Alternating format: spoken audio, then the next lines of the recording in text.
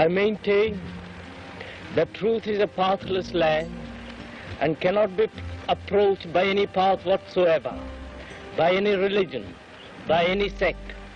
Truth being limitless, unconditioned, unapproachable by any path whatsoever, cannot be organized, nor should any organization be formed to lead or coerce people along any particular path.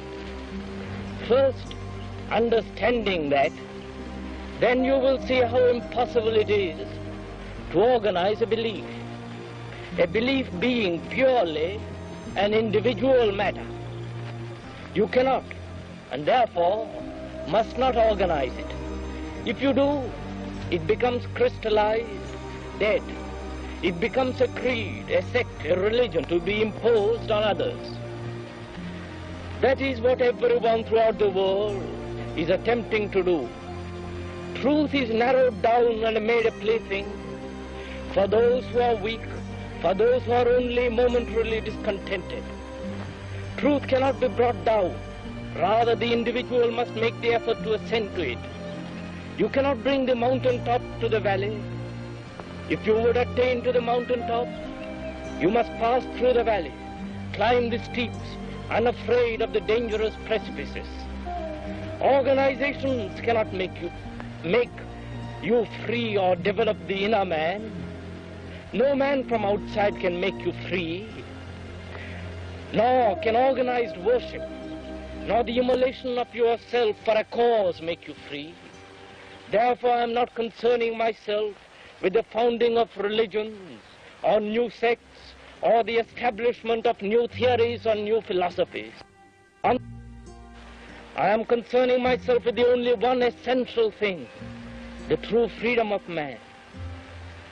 I would help him to break away from all limitations, to free himself from all fears, from the fear of religion, from the fear of salvation, from the fear of spirituality, from the fear of love, from the fear of death, from the fear of life itself. My desire is that men should be unconditionally free, for I maintain that the only true spirituality is the incorruptibility of the self which is eternal. It is the harmony between reason and love. That is the highest reality. That is life itself. True perfection, the harmony of the self, has no law. This must not be translated as to mean chaos.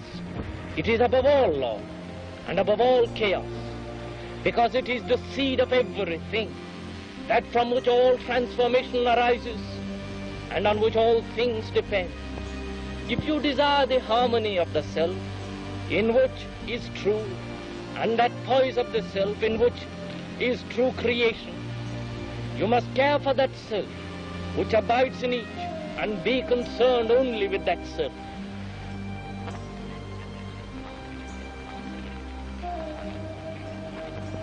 In creating that eternal poise lies the unfoldment of truth. Without understanding, the struggle between mind and emotion creates fear.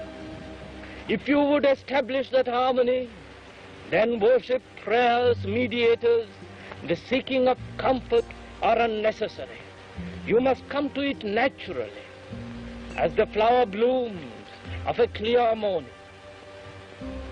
The mind and the heart are of the same substance, and you must look to the purification of that substance and make that substance, which is thought, which is love, incorruptible. The moment there is in thought separation created by the mind, there is limitation and hence sorrow. The moment there is in love the creation of personal likes and dislikes, there is limitation and hence sorrow.